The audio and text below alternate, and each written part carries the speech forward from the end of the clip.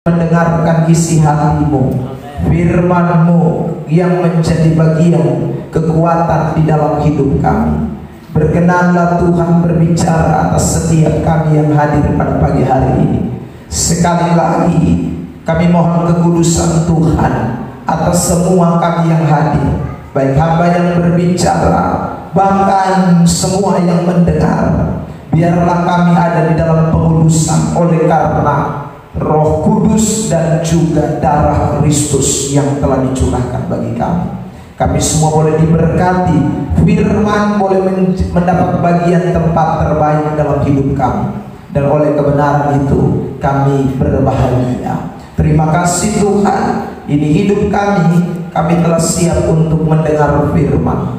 Di dalam nama Tuhan Yesus Kristus, Allah yang hebat dan luar biasa, kami sudah berdoa. Semua kita yang rindu firman Allah bersama saya kita katakan amin. Silakan duduk Bapak Ibu Saudara yang diberkati Tuhan. Baik, pada kesempatan pagi hari ini kita melanjutkan tema tentang kedaulatan Allah. Bapak Ibu Saudara yang terkasih dalam Tuhan Yesus Kristus, saya mau ingatkan kembali hal-hal yang telah kita bahas seputaran tentang kedaulatan Allah. Yang pertama, definisi dari kedaulatan Allah adalah bicara tentang pribadi yang utama di alam semesta, yang tertinggi kekuasaannya. Itu adalah definisi dari kedaulatan Allah. Jadi ketika kita berbicara tentang kedaulatan Allah, kita sedang memberi pengakuan bahwa dalam hidup kita sekalian tidak ada pribadi yang lain yang lebih utama, tidak ada pribadi yang lain yang lebih berkuasa, lebih tinggi di dalam hidup kita sekalian. Hanya ada satu pribadi, dan dia adalah Allah pencipta langit dan bumi. Saya tunjukkan ayat yang kita sudah membaca di dalam pertemuan kita yang pertama, yaitu dalam kitab Kejadian pasal yang ke-14 ayat yang ke-19 terlebih dahulu. Kejadian 14 ayat yang ke-19. Mari kita membaca teks ini. 1, 2, 3. Lalu ia memberkati Abraham, katanya, diberkatilah kiranya Abraham oleh Allah yang maha tinggi, pencipta langit dan bumi. Kata Allah yang maha tinggi, pencipta langit dan bumi, itu merupakan bagian dari pengakuan Abraham tentang kedaulatan Allah. Jadi Abraham yakin bahwa yang berkati dia ini bukan siapa-siapa. Yang berkati dia ini bukan dirinya, bukan karena hebatnya, bukan karena kuatnya, tetapi karena ada Allah yang maha tinggi, pencipta langit dan bumi. Ini pernyataan dari Abraham tentang kedaulatan Allah. Yang kedua, ayat yang kita juga sudah baca, yaitu dalam kitab Wahyu pasal yang ke-19 ayat yang ke-6. Begini bunyi firman Tuhan, lalu aku mendengar seperti suara himpunan besar orang banyak, seperti desau air bah, dan seperti deru guru yang hebat. Katanya, haleluya, karena Tuhan Allah kita yang maha kuasa telah menjadi raja. Tuhan Allah kita yang maha kuasa, itu bicara tentang kedaulatan Allah. Jadi saudara yang terkasih dalam Tuhan, dua ayat ini saya sudah sampaikan bahwa ini hanyalah perwakilan. Ada terlalu banyak ayat di dalam Alkitab yang berbicara seputaran tentang kedaulatan Allah. Maha kuasa, maha tinggi, maha dahsyat.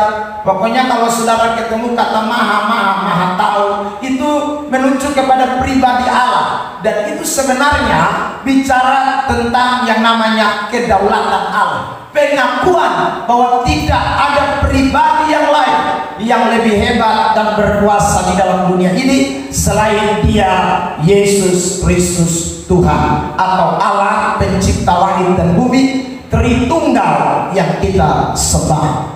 Nah, saudara yang terkasih dalam Tuhan, namun ada 3 kelompok manusia yang sedang menjalani kehidupan ini. Pada minggu yang lalu kita sudah membahas 3 kelompok itu. Saya cuma mengulangnya saja secara cepat. Yang pertama adalah kelompok fatalis, atau kelompok orang yang mempunyai pandangan atau pemahaman bahwa segala sesuatu itu ditentukan oleh Allah, ditentukan oleh takdir, ya.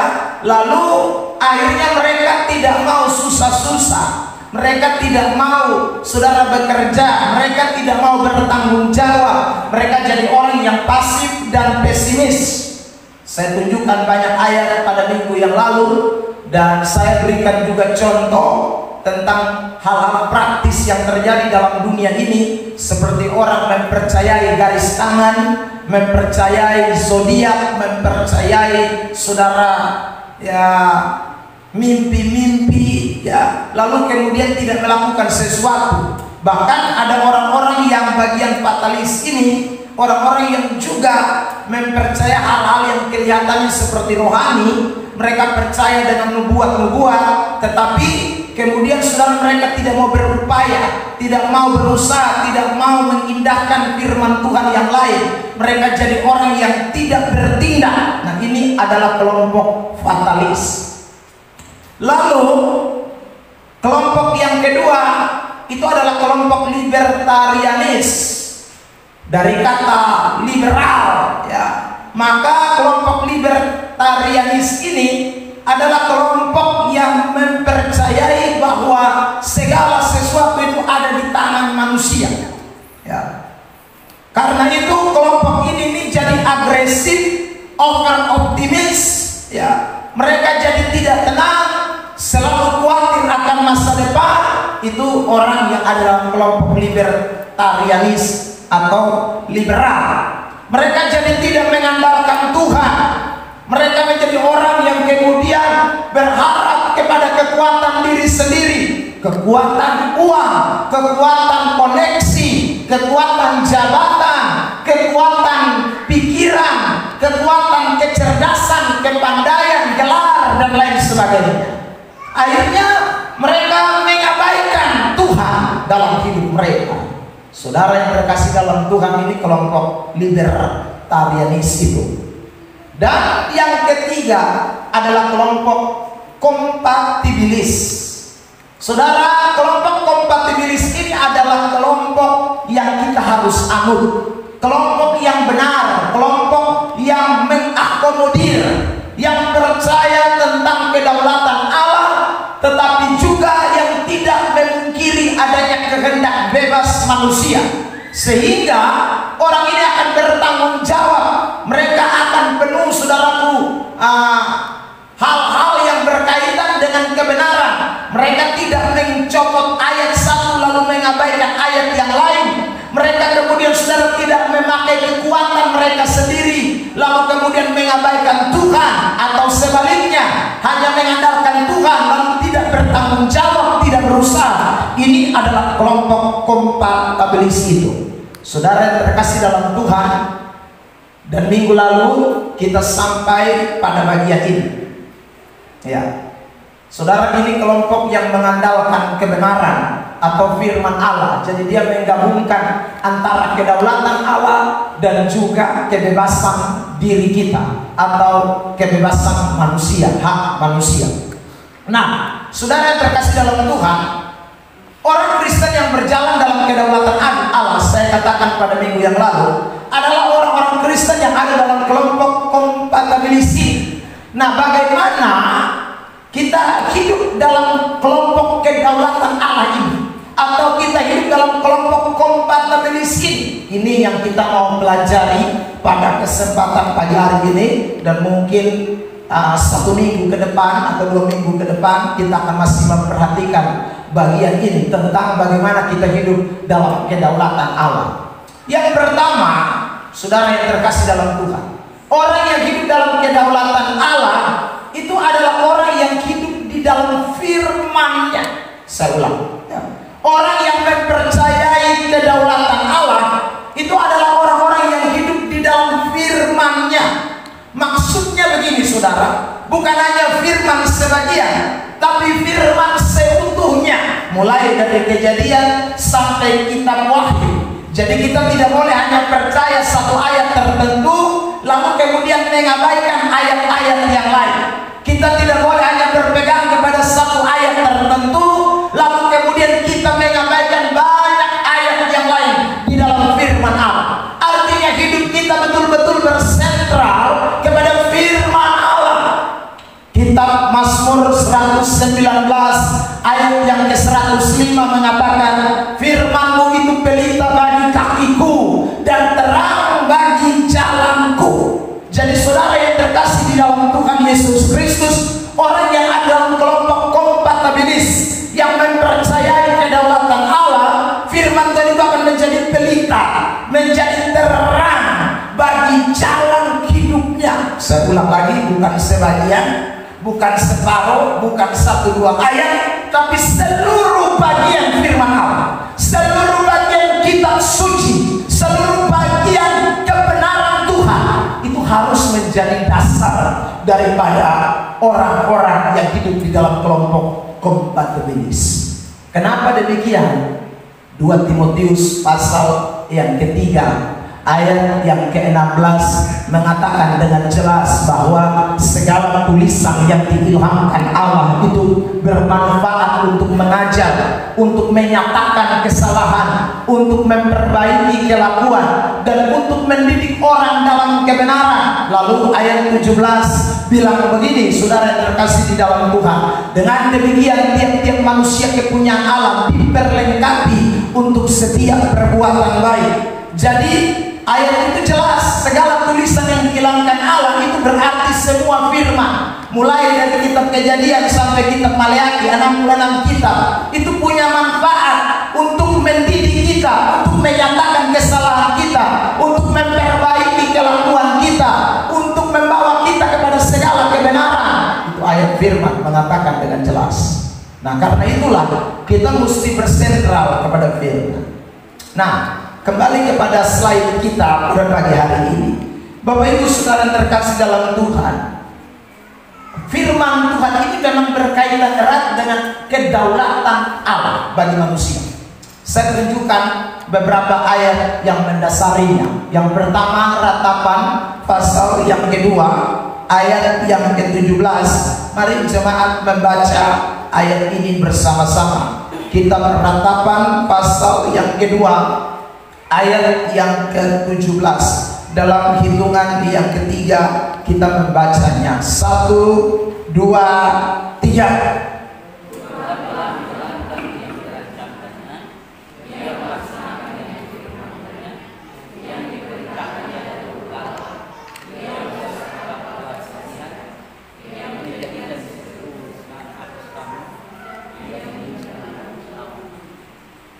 Ia melaksanakan yang difirmankannya.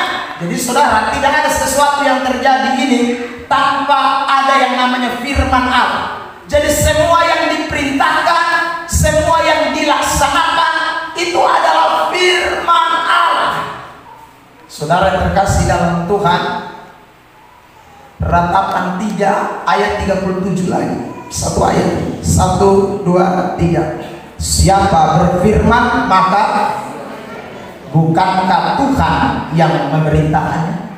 Jadi saudara, kalau tidak ada firman tidak ada yang jadi. Tidak ada sesuatu apapun yang bisa jadi dalam hidup manusia tanpa firman Allah. Maksudnya adalah bukan berarti orang di luar Tuhan tidak bisa buat sesuatu. Saudara terkasih dalam Tuhan, mereka bisa buat sesuatu, tapi itu jadi bukan karena kehendak Tuhan, bukan karena kedaulatan Allah. Maksudnya adalah saudara terkasih dalam Tuhan, mereka sedang melakukan sesuatu dengan kemauan diri mereka sendiri, dengan maksud mereka sendiri. Tapi anak-anak Tuhan, kita yang hidup di dalam kebenaran firman Allah, kita mesti sadar, kita mesti punya pemahaman bahwa tidak ada sesuatu apapun yang bisa jadi dalam hidup saya ini tanpa firman Allah. Semua yang terjadi harus dilaksanakan berdasarkan firman Tuhan. Karena itu orang-orang di perjanjian lama yang namanya bangsa Israel atau umat kepunyaan Allah, mereka tidak bisa buat apa-apa kalau Allah belum berfirman.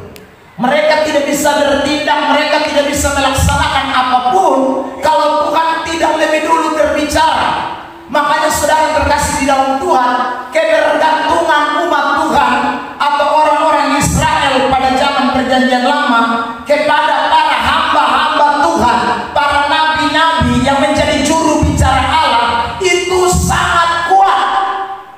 Sedikit-sedikit mereka mesti ditanya di nabi, mereka mesti tanya di hamba Tuhan. Kenapa? Karena mereka takut buat sesuatu tanpa ada yang namanya perintah atau firman atau keputusan dari Tuhan. Saudara terkasih dalam Tuhan, contoh kasus waktu Isai mau melantik raja atau mau saudaraku mengurapi raja. Tuhan sudah bilang, kamu pergi ke rumah Isai, di sana ada anak-anaknya.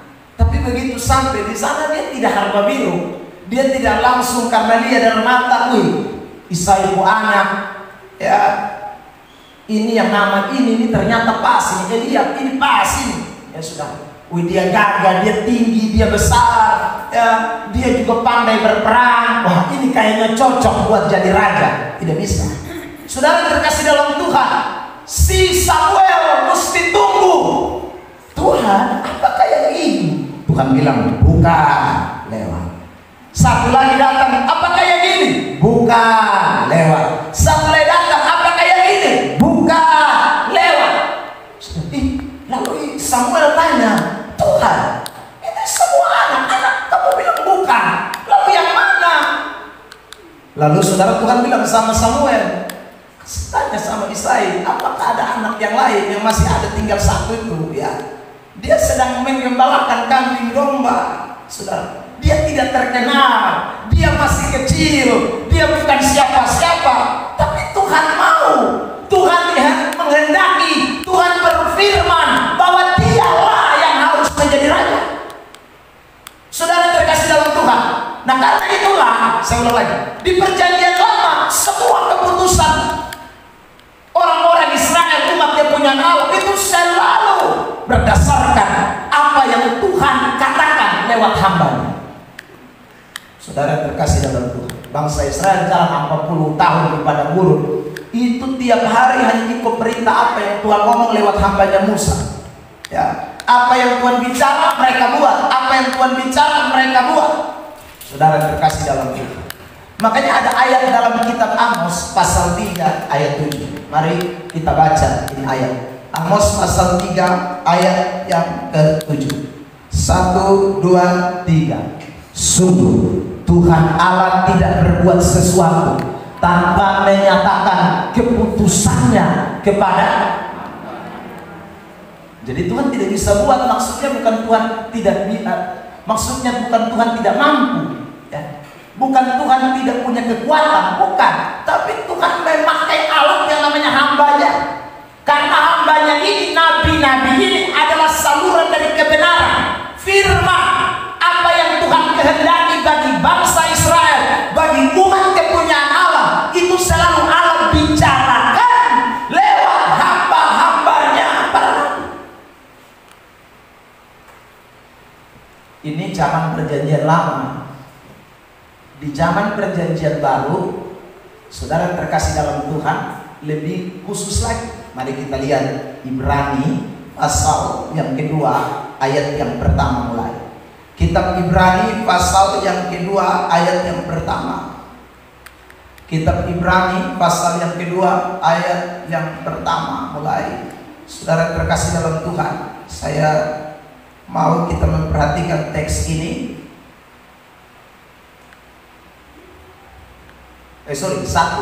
Ibrani 1 ayat 2. Saya sebut salah.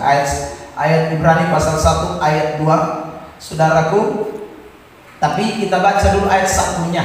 Ya, kita mulai dari ayat 1-nya. Ibrani 1 ayat 1. Setelah pada zaman dahulu Allah berulang kali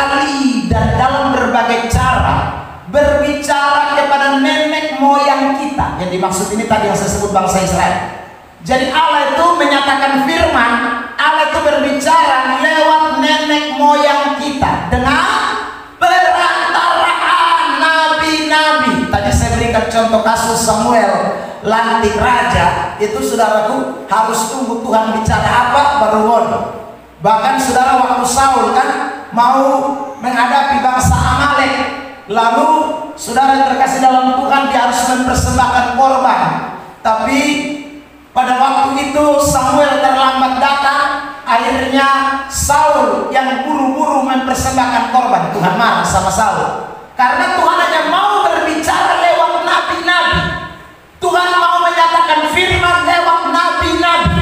Apapun mesti nabi, apapun mesti nabi. Itu zaman PN, saudara. Itu zaman perjanjian lama. Tapi sekarang kita lihat ayat 2. 1, 2, 3. Maka pada zaman akhir ini, iya di sini Tuhan yang tadi berulang kali bicara kepada nenek moyang kita lewat para nabi. Yesus Tuhan Allah telah berbicara kepada kita dengan jemaat sambung yang telah Ia tetapkan sebagai yang berhak. Anda ini mesti kita ingat ini. Jadi sekarang tuh Allah bicara lewat anaknya, karena dia yang punya hak. Itu ayat bilang, yang telah Ia tetapkan sebagai yang berhak menerima segala yang ada. Oleh Dialah Allah telah menjadikan alam semesta. Jadi saudara yang terkasih dalam Tuhan, ini kasus beda. Karena itu di perjanjian baru kita semua butuh firman Allah, karena anaknya itu adalah firman. Jadi saudara, tanpa firman kita tidak tahu keputusan Allah. Kalau zaman bangsa Israel, zaman perjanjian lama, orang tidak tahu keputusan Allah kalau bukan nabi-nabi, kalau bukan Allah Tuhan yang anaknya nabi-nabi. Di perjanjian baru orang tidak akan tahu keputusan Allah tanpa firman Allah. Ada amin? Saudara yang terkasih dalam Tuhan. Jadi kita ini mesti ingat, apakah itu berarti tidak ada lagi itu karunia-karunia penglihatan? Apakah itu berarti tidak ada lagi itu karunia-karunia bernubuat? Itu masih ada, karena Alkitab mengatakan ada. Tapi ingat, berbeda di zaman perjanjian lama dengan perjanjian baru. Kalau di perjanjian lama, saudara terkasih di dalam Tuhan, nubuatan itu adalah satu-satu dasar, atau saudaraku, apa yang dibicarakan oleh para nabi itu merupakan satu-satunya, tidak ada yang boleh menandingi. Di zaman perjanjian baru, karunia-karunia itu tunduk kepada firman Allah. Karunia-karunia tidak lebih hebat dari firman Tuhan. Jadi hamba Tuhan, saudara ketika saudara boleh bernubuat, boleh dapat penglihatan, tapi semua karunia-karunia kita mesti tunduk kepada firman Tuhan. Tidak bisa tidak. Lihat ayat ini, 1 Tesalonika pasal yang kelima ayat yang ke-19 mulai. Janganlah padamkan roh, ayat 20, dan janganlah anggap rendah nubuat-nubuat. 21, ujilah segala sesuatu. Ada kata ujilah. Saudara terkasih dalam Tuhan, segala sesuatu ini maksud apa? Ya itu yang tadi tuh, nubuat-nubuat, karunia-karunia, penglihatan mesti diuji. Yang baik pegang, yang tidak baik tidak boleh pegang. Uji pakai apa? Uji pakai Ibrani pasal 1 ayat 2, firman Allah, anak Allah yang diberi hak. Saudara terkasih dalam Tuhan, itu kita mesti uji ya. Jadi kalau ada orang di berdoa di tim doa ya, Anda mesti ingat baik-baik, firman Tuhan di atas dari kamu niat tim doa. Sekali lagi, kalau itu saudara yang terkasih dalam Tuhan, waktu pi berdoa ya, ada masalah lalu Anda pi berdoa, Lalu saudara terkasih dalam tim doa bilang, ini dalam penglihatan Tuhan berkata kamu dua harus cerai. Nah, kalau ada begitu, saudara, meskipun dia kita sebut punya karunia, dia bilang sekali lagi dari Tuhan, tapi apakah firman Tuhan berkata demikian? Firman Tuhan kalau berkatanya tidak demikian, maka otomatis nubuatannya palsu. Nubuatannya mesti tidak boleh dikatakan benar. Nubuatannya tidak boleh diakui sebagai keputusan Allah, bukan kedaulatan Allah, karena firman Tuhan bilang beda.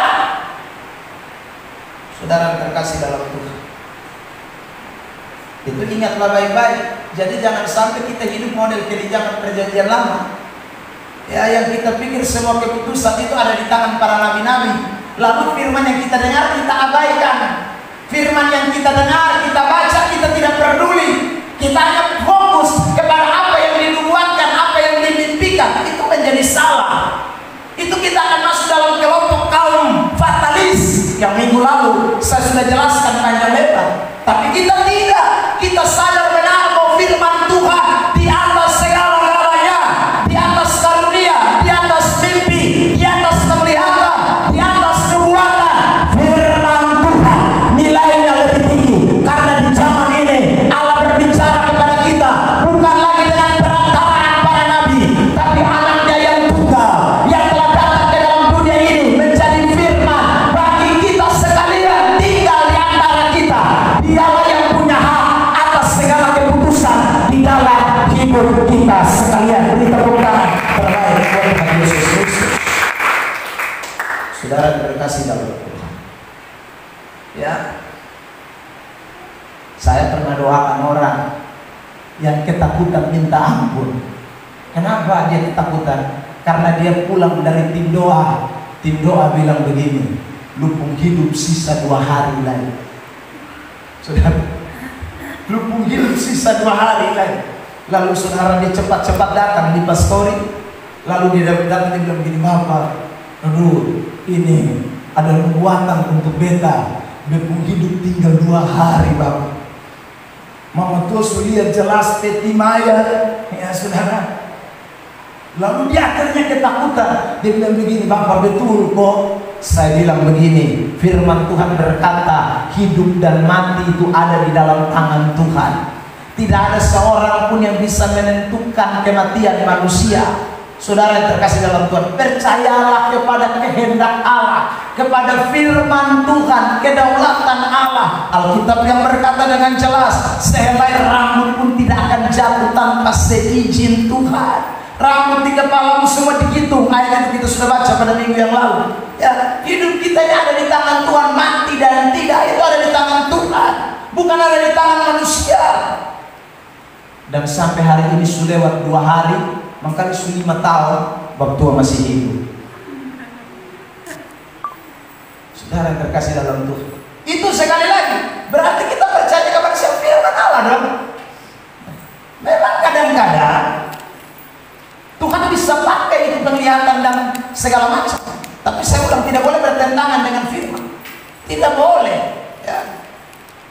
Kalau memang itu cocok dengan firman, no problem. Kita mesti iyakan, kita mesti saudara mengakui itu kebenaran, ya. Tapi tidak boleh membatalkan firman Tuhan.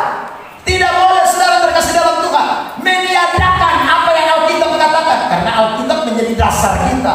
Alkitab itu menjadi sentral kita. Kembali slide kita. Karena itu saudaraku, orang Kristen yang mau hidup dalam kedaulatan Allah, itu adalah orang-orang Kristen yang hidup dalam firman Tuhan, ya. Hidup dalam firman Tuhan itu artinya mengasihi dan berprinsip kepada kebenaran, mengasihi firman di atas segala-galanya, menempatkan firman di atas segala-galanya. Itulah orang-orang yang memiliki kehidupan dalam kedaulatan Allah. Saudara, dia tidak mempercayai kekuatannya, dia tidak mempercayai saudara kemampuannya, dia juga tidak mempercayai segala sesuatu yang ada di dalam dunia ini, termasuk yang tadi saya bilang, karena itu bisa saja salah. Dia mempercayai firman di atas segala-galanya. Dia mengasihi firman, dia menjadikan firman itu prinsip di dalam hidupnya. Itulah orang-orang yang sekali lagi hidup di dalam kedaulatan Allah. Makanya pada kesempatan ini saya rincikan poin-poin penting tentang hidup mengasihi dan berprinsip pada kebenaran. Yang pertama, orang itu akan menempatkan firman di atas mujizat dan hal-hal sementara. Kalau kita mau hidup dalam kedaulatan Allah, kita mesti kesampingkan hal-hal sementara, ya. Lalu menempatkan hal-hal utama, hal-hal yang tidak sementara, hal-hal yang kekal di atas semua yang sementara. Itu orang yang sekali lagi mengasihi firman. Kalau kita mau mengasihi firman, berprinsip pada firman, saya ulang lagi, semua yang sementara kita mesti taruh nilainya lebih rendah, ya. Semua yang sementara termasuk mujizat, ya.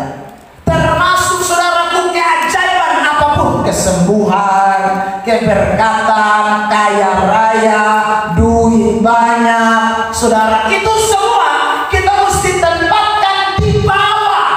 Di bawah, firman mesti di atas. Firman mesti mempunyai posisi number one. Dia yang nomor satu, saudara. Baru tempatkan itu berkat nomor 2, mujizat nomor 3, ya saudara, ya kaya nomor 5, itu mesti dibawa dari firman, ya. Kalau tidak, maka orang tidak bisa mengasihi kebenaran. Kalau tidak, maka orang tidak mungkin bisa hidup berprinsip pada kebenaran. Kalau tidak, maka tidak mungkin, saudara, kita mau menempatkan kebenaran lebih penting di atas segala-galanya. Impossible.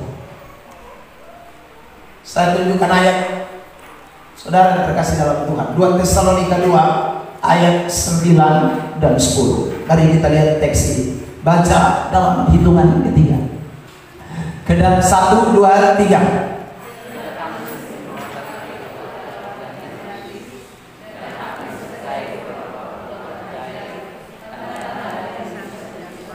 Ayat 10, jemaat 1, 2, 3.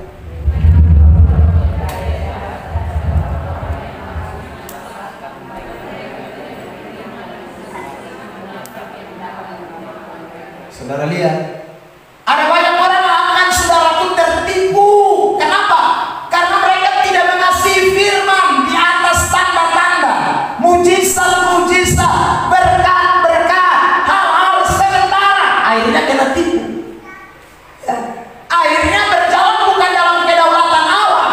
Akhirnya berjalan bukan berdasarkan prinsip firman, tapi yang kelihatan semua itu, saudara terkasih dalam Tuhan, yang kelihatan semuanya itu bahaya sekali dalam ini hidup, saudara terkasih dalam Tuhan. Makanya 2024 ini saya ingin tekankan, ya, kita bukan tidak butuh berkat, kita bukan tidak butuh uang, kita bukan tidak butuh jabatan, kita bukan tidak butuh mujizat, kita butuh hidup ini, butuh semua mujizat, butuh berkat, butuh segala macam. Tapi jangan mengasihi itu di atas firman Allah.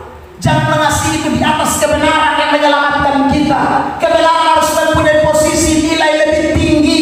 Firman harus mempunyai posisi di atas segala-galanya. Kalau firman di atas segala-galanya, maka iblis tidak bisa menipu kita dengan hal-hal sementara. Karena saudara dengar baik-baik, iblis itu selalu pakai hal-hal sementara untuk membuat manusia terpesona, membuat manusia hilang akal, membuat manusia hilang kendali, membuat manusia terpengaruh. Itu iblis pakai hal-hal sementara.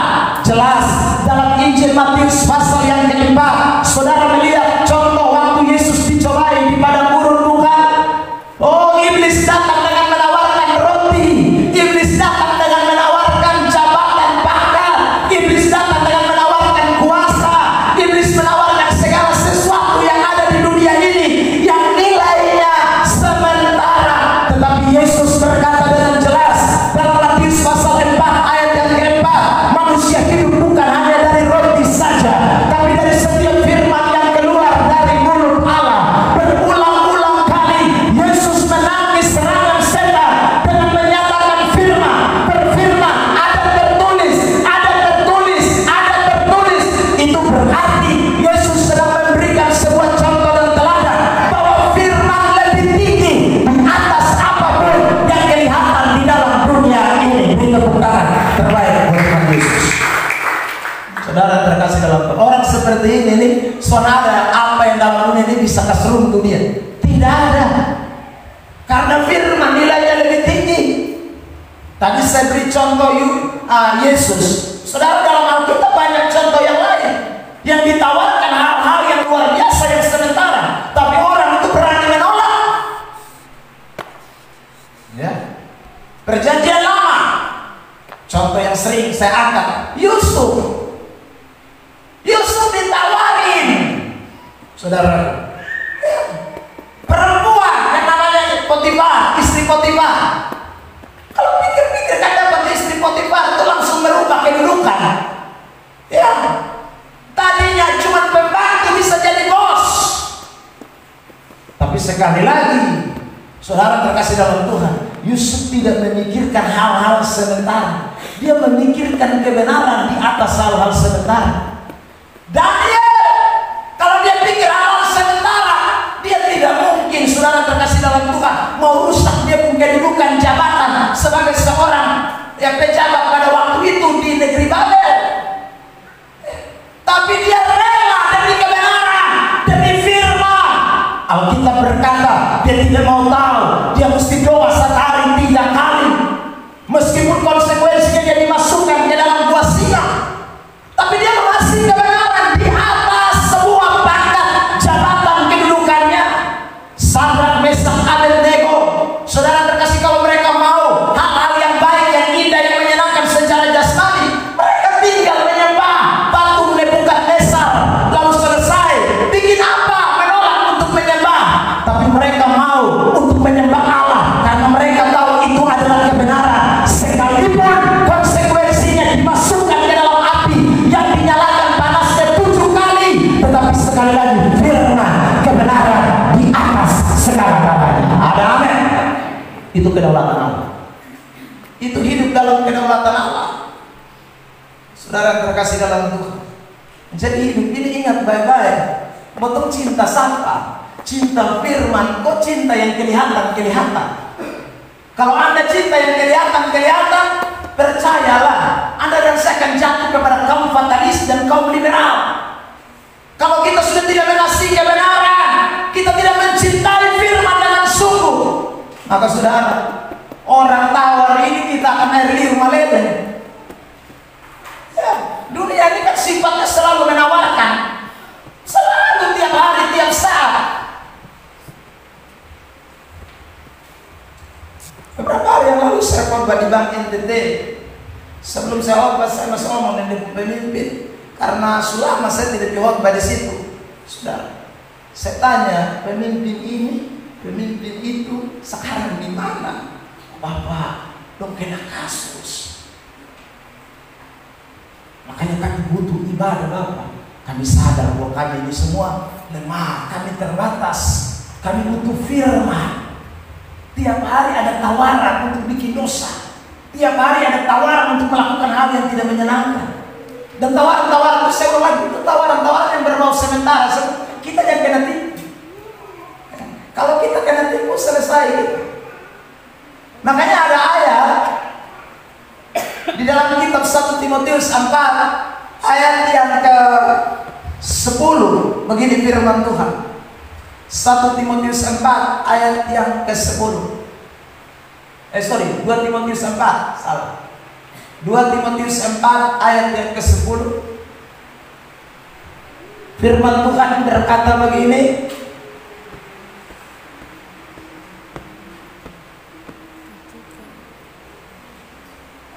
Ayat di mana? Salah sebut.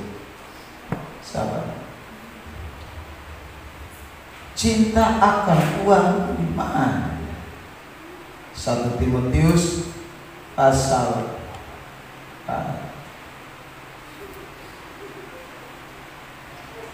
saudara, itu ayat bilang cinta akan uang itu akar dari segala kejahatan. Oleh memburu uanglah akhirnya banyak orang jatuh ke dalam jerat nafsu, ya, dalam kehampaan. Ini saudara terkasih dalam Tuhan, dalam berbagai-bagai duka, ya, itu karena cinta akan uang, bukan cinta firman, ya. 1 Timotius 6, ayat 10, ya. 1 Timotius 6 ayat 10. Karena akar segala kejahatan ialah cinta uang. Sebab oleh memburu uanglah beberapa orang telah menyimpang dari iman dan menyiksa dirinya dengan berbagai duka. Karena cinta uang, bukan cinta firman. Ya saudara. Nah, ini penting buat kita semua yang hadir pada kesempatan pagi diberkati ini. Marilah kita semua jangan sampai jadi orang Kristen yang kita lebih utamakan halal sementara lalu kita abaikan firman Tuhan. Ya. Halal sementara bikin buta potong mata, firman potong abaikan. Itu kita sudah tidak jalan dalam kedaulatan Allah. Tapi kita sudah jalan dalam kemauan kita sendiri, kehendak bebas kita sendiri. Ya. Kita takut ini, kita takut itu, sehingga kita tidak lagi fokus kepada firman Tuhan. Jangan. Yang kedua, Bapak Mama Saudara terkasih, orang yang cinta firman atau berprinsip pada kebenaran, yang kedua, dia akan menempatkan firman itu untuk membuat dirinya terpisah dari komunitas dunia. Ya. Orang kalau mengasihi firman dan kebenaran, firman itu akan membuat dia untuk terpisah dari komunitas dunia. Jadi firman itu mendesak orang itu supaya lu boleh sama dengan orang dunia. Lu boleh sama dengan orang-orang yang tidak kenal Tuhan. Itu kekuatan firman. Itu orang yang mengasihi kebenaran. Sebab kalau orang tidak mengasihi kebenaran, kontrasnya dia pasti akan mengasihi dunia. Dia akan saudara hidup serupa dengan dunia. Dia akan menjadi sama dengan dunia. Ayat terkenal Mazmur pasal 1 ayat 1 dan 2. Mari jemaat Tuhan membaca ayat-ayat ini. 1, 2, 3.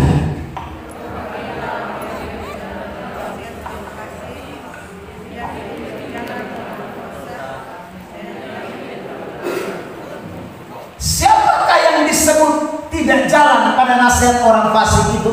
Siapakah yang disebut tidak berdiri di jalan orang berdosa itu? Siapakah yang disebut tidak duduk dalam kumpulan pencemooh itu?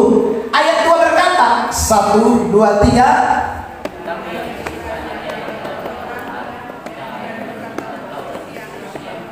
Yang kesukaannya, yang cintanya terhadap firman Tuhan, yang merenungkan Taurat siang dan malam, tidak ada ruang sedikit pun bagi dia untuk menempatkan nasihat orang fasik dalam dirinya. Tidak ada ruang bagi jalan orang berdosa dalam dirinya. Tidak ada ruang bagi pencemooh ada dalam dirinya, karena dia cinta firman Tuhan di dalam hidupnya. Ada amin. Jadi sederhananya begini, kalau orang tidak cinta firman, dia pasti akan hidup sama kayak orang dunia. Ya. Akan lebih percaya ke nasihat-nasihat orang fasik. Orang fasik ngomong apa, dia bilang itu betul. Ya. Dia akan lebih suka berdiri di jalan orang-orang berdosa, ada dalam kumpulan-kumpulan pencemooh, lebih senang, karena memang firman tidak menjadi hobi dia. Dia tidak mengasihi firman. Saudara yang terkasih dalam Tuhan Yesus Kristus, orang seperti ini pasti hidupnya di luar dari kedaulatan Allah. Ya, maksud saya adalah dia akan memutuskan segala sesuatu itu berdasarkan dia punya nalar duniawi yang dia dapat di dunia, yang dia dapat dari orang fasik, yang dia dapat dari orang berdosa, yang dia dapat dari kumpulan pencemooh. Firman dia tidak takut. Firman dia tidak akan jadikan itu prinsip dalam hidupnya. Saudara terkasih dalam Tuhan. Ya. Contoh kasus Yudas Iskariot. Saudara, ini Yudas Iskariot kita ikut Tuhan tiap hari 3,5 tahun. Ya. Tapi saudara terkasih dalam Tuhan, dia tidak cinta firman Allah. Dia tidak suka terhadap kebenaran. Dia tidak suka. Dari mana kita tahu dia tidak suka? Saudara bisa baca Yohanes pasal 6 nanti. Ya. Waktu Yesus khotbah, dia salah seorang yang menolak kebenaran. Di antara banyak orang yang menolak kebenaran, salah satunya Yudas. Tapi Yudas tidak ngomong di muka Yesus. Yudas tidak terang-terangan bilang beta suka lupa khotbah. Tidak ada.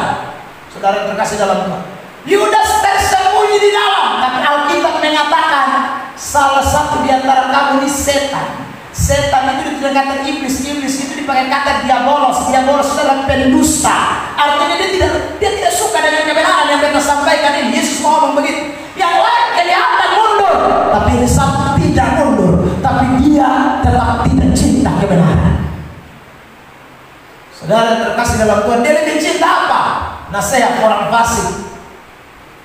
Makanya satu kali kalah dia pergi ke orang fasik, lalu kemudian dia ngomong dengan mereka, kamu mau kasih saya apa? Saya dan Yesus ini ada dekat, ya. Kalau kamu kan lagi cari-cari Yesus, kok kamu mau kasih saya apa? Saya serahkan dia. Saudara, lalu kemudian para imam orang Yahudi ya berkumpul, lalu sepakat, lalu sudah kita kasih dia 30 keping perak sudah. Lalu dia juga bilang, oh baik, kalau kamu kasih dia 30 keping perak sudah aman sah. Potong pergi cari dia sudah. Dia ada di sini, dia tahu dia pun tampak. Saudara terkasih dalam Tuhan, karena dia tidak cinta kebenaran. Meskipun dia ada dalam kelompok para rasul, dia tidak hidup dalam kedaulatan Allah. Dia tidak hidup berdasarkan prinsip mengasihi firman. Kristen begini hari Minggu datang gereja, tapi selesai itu yang dia buat bukan apa yang firman Tuhan katakan. Ya. Saudara Kristen begini akan setia beribadah, tapi firman dia tidak dengar. Yang dia dengar itu nasihat orang fasik, jalan orang berdosa, kumpulan para cemooh. Itu yang dia lihat, itu yang dia lakukan, itu yang dia pakai. Saudara, sehingga orang-orang begini tidak akan peduli dengan Tuhan, tapi lebih peduli dengan apa yang ada di sekitar mereka. Kehidupan dunia akan lebih mempengaruhi hidup mereka.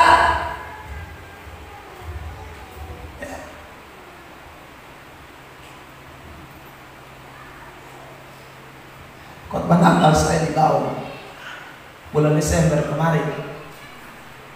Saudara terkasih dalam Tuhan, saya bicara itu. Makanya banyak orang di GSJA kelihatan di GSJA, tapi perilaku dunia. Karena dia firman dia tidak jadikan prinsip. Dunia punya yang dia pakai. Sudah dengar bola balik, sudah dengar firman bola balik. Saudara, mau ingat, potong anak-anak Tuhan cinta firman, tidak boleh hidup duniawi.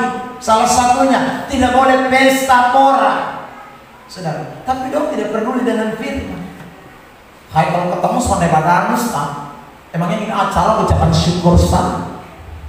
Ketemu orang-orang dari ronde datang, dari Amatung datang, nanti kalau mana? Nasihat orang fasik di atas, kumpulan pencemooh di atas. Saudara, jadi firman itu sangat perlu. Yang memang hari Minggu kita GSJA, tapi hari Senin, Selasa, Rabu, Kamis, Jumat, Sabtu bukan. GSJA itu bisa artinya dua, jangan tiga, dua. Sebenarnya tiga, tapi yang satu ini saya tidak mau ngomong. Dua saja.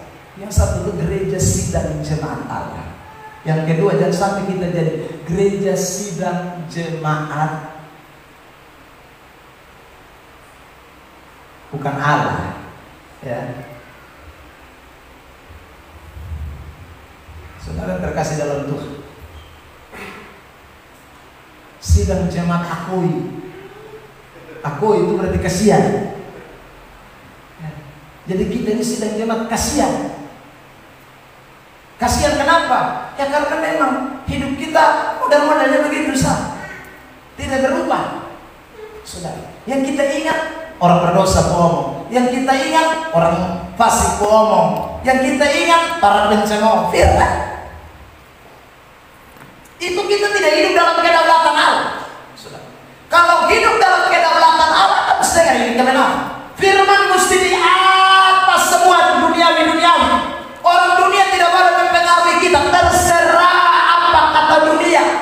Saudara, terserah apa kata dunia. Yang penting saudara dan saya mau hidup berkenan kepada Tuhan, mau berjalan di dalam kehendak Allah, mau ikuti kemauan Tuhan, mau mengikuti keputusan Tuhan. Saudara, bukan ikut kita pun keputusan, bukan ikut kita pun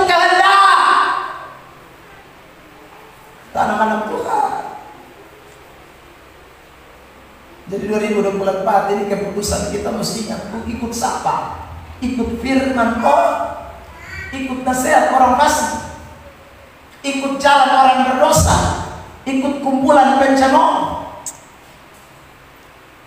Ya. Kalau ikut yang di atas nomor 1 ini, ayat 1, maka saya pastikan saudara hidup dengan fatalis. Saudara hidup sebagai kaum liberal, bukan kompatibilis. Orang kompatibilis itu dia menaruh harap kepada firman Tuhan. Dia menaruh pengharapan kepada Alkitab.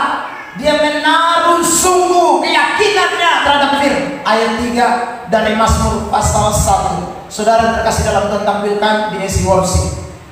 Ayat 3 mengatakan begini. Jadi kalau saudara suka ini firman Tuhan, ayat 3 bilang begini.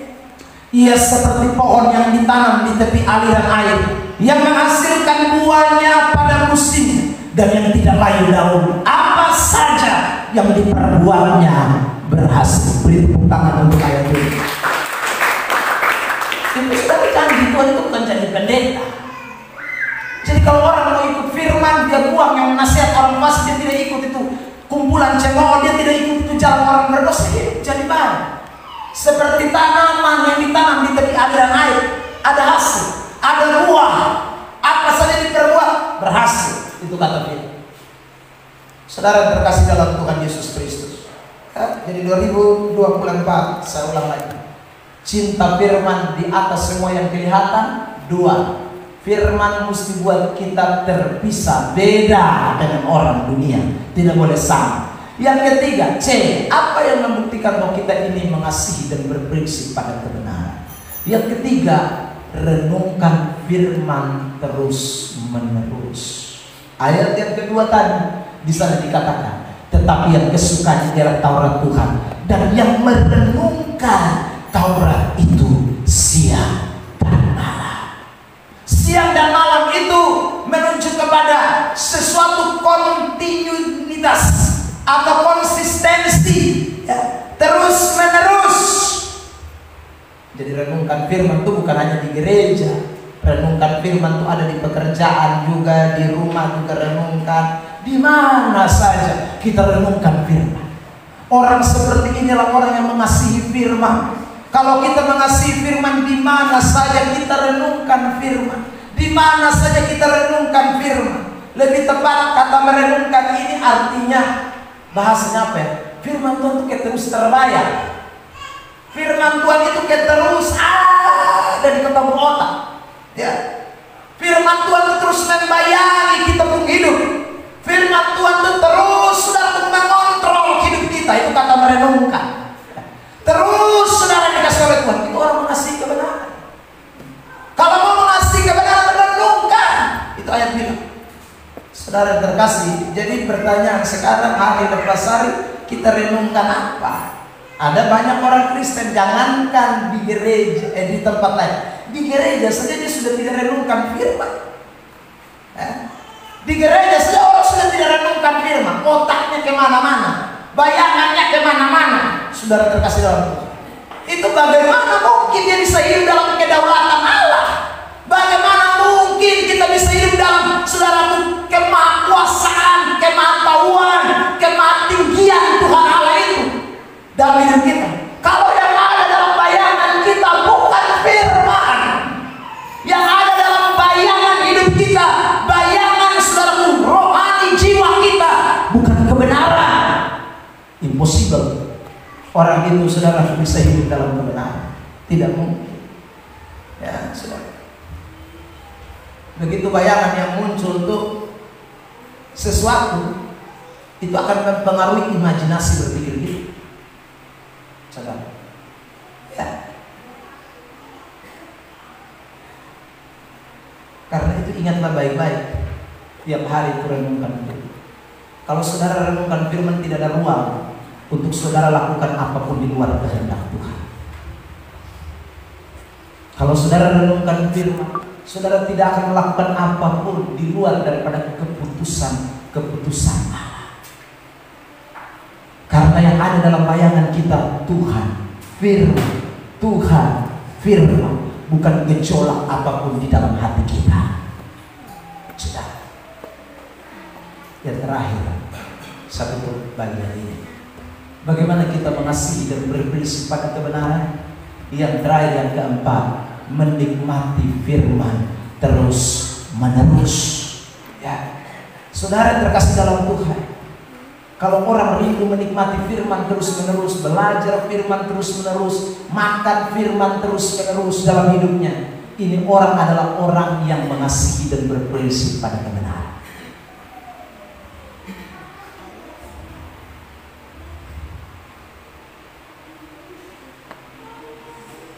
Firman itu diibaratkan seperti makanan. Apa yang menjadi hobi kita, kesukaan kita, itu kita akan jadikan gaya kita setiap hari.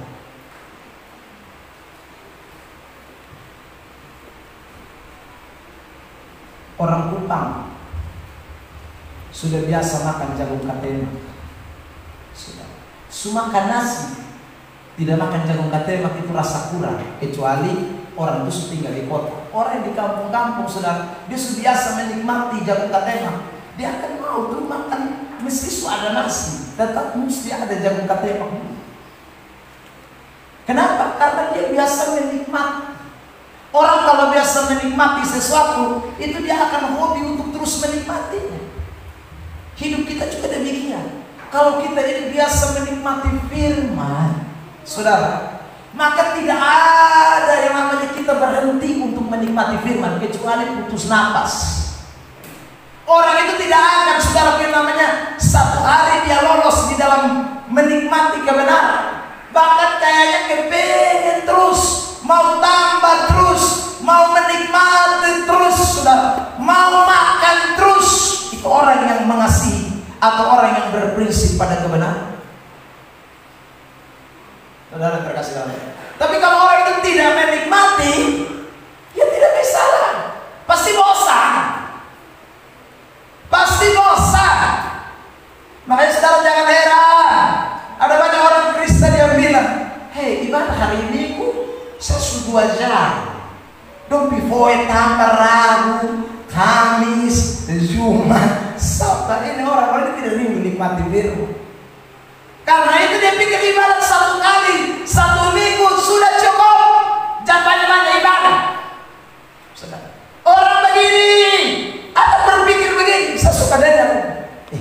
Itu firman tuh kalau bisa ngomong tahu, tak usah omong panjang lebar. Ya saudara. Nah, ini kenapa?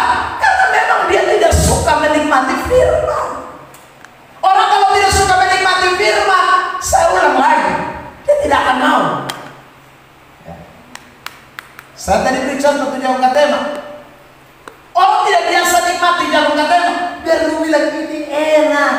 Ini kalau kau makan, ini kau minta tambah 3 kali, dia tidak akan percaya. Bagi kamu yang biasa menikmati, itu jagung katemak enak. Tapi bagi dia yang tidak biasa menikmati, bagi dia tidak mengenakan. Apalagi kalau dia sudah punya pengalaman, makan 1 kali perut sakit. Saudara terkasih dalam Tuhan, biar dulu beta makan itu hari, dan perut putar minta ampun punya. Yang ini bilang soalnya beta makan sampai perut putar, malah tambah kuat. Ya karena dia menikmati. Beda dengan kita yang baru 1 kali nikmati, baru makan 1 kali, kita belum sampai kepada tahap menikmati. Saudara yang terkasih dalam, dengar firman Tuhan itu memang kadang menjenuhkan. Dengar firman itu kadang memang tidak mengenakan. Baca Alkitab itu kadang tidak mengenakan. Tapi saudara dengar baik-baik, jadilah orang Kristen yang mau menikmati. Sesuatu yang dinikmati akan membawa saudara untuk terus dapat melakukan secara konsisten. Ada amin. Saudara terkasih dalam Tuhan, orang bule kita suruh makan nasi, mungkin dia makan, tapi mungkin makan sedikit. Karena dia tidak suka makan roti, dia tidak kebiasaan makan nasi, dia tidak pernah menikmati makan nasi. Tapi coba kita yang sudah biasa makan nasi, 1 hari kita hanya dikasih roti,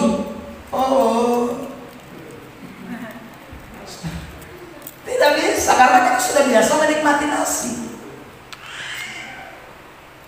Saudara terkasih dalam Tuhan, makanya hidup ini penting sekali. Firman Tuhan Anda mesti nikmati. Kalau Anda tidak nikmati, Anda akan terus jadi orang Kristen yang tidak pernah bisa mengasihi kebenaran. Tidak akan pernah bisa. Ya, harus menikmati, belajar firman harus menikmati. Ya, baca firman itu harus menikmati, bukan rutinitas, bukan karena tugas, bukan karena saudaraku saya mau khotbah, bukan, tapi itu harus menjadi sesuatu yang memang kita rindu untuk kita nikmati dalam hidup ini. Makanya ayat ini mengatakan, Yeremia 15 ayat 16. Jemaat 1, 2, 3.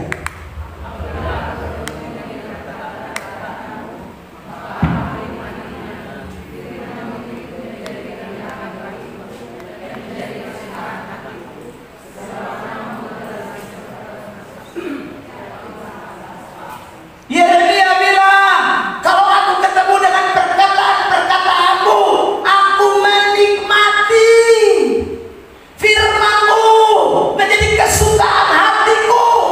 Waduh, itu nikmati tuh, saudara. Jadi ketemu firman, waduh, rasa kayak aduh. Nah itu baru orang yang mengasihi firman. Itu orang yang mengasihi kebenaran, saudara. Ini pasti hidup dalam kedaulatan Allah. Yang lain dia tidak nikmati. Saudara terkasih dalam yang lain dia tidak nikmati, firman dia nikmati. Makanya orang ini pasti akan hidup dalam kedaulatan Allah. Pasti. Saudara terkasih dalam Tuhan, hidup dalam kedaulatan Allah adalah hidup yang menempatkan firman di atas segalanya. Kesimpulan dari semuanya, ya. 3 hal tadi saya ulangi lagi. Kalau saudara mengasihi kebenaran, 4 hal tadi. Mengasihi kebenaran, ingat baik-baik, firman Tuhan mesti di atas segala hal yang kelihatan dalam dunia. Apa saja mujizat, berkat, jangan nomor 1, firman harus nomor 1. Yang kedua, ingat baik-baik, saudara terkasih, firman yang kita baca, kita nikmati harus berubah cara pola berpikir kita seperti orang dunia, bukan, tapi seperti anak-anak Tuhan. Dunia ikut nasihat orang fasik, dunia ikut kumpulan pencemooh, dunia ikut orang berdosa punya mau. Kita tidak, kita ikut Tuhan punya mau, firman punya mau. Itu orang yang hidup dalam kedaulatan Allah. Yang ketiga, orang yang hidup dalam kedaulatan Allah itu merenungkan. Saya tadi katakan berpikir, membayangkan terus firman. Kalau saudara membayangkan sesuatu, saya ulang, itu yang akan terjadi dalam hidup saudara dan saya, ya. Membayangkan sesuatu itu yang akan terjadi dalam hidup kita. Kalau kita membayangkan hal-hal yang jelek, maka saudara kita akan menemui hal-hal hidup yang jelek. Tapi coba saudara membayangkan hal-hal firman kebenaran Tuhan, siang malam saudara renungkan, firman itu akan menjadi sesuatu yang membuat saudara seperti pohon yang ditanam di tepi aliran air, yang menghasilkan buah pada musimnya dan yang tidak layu.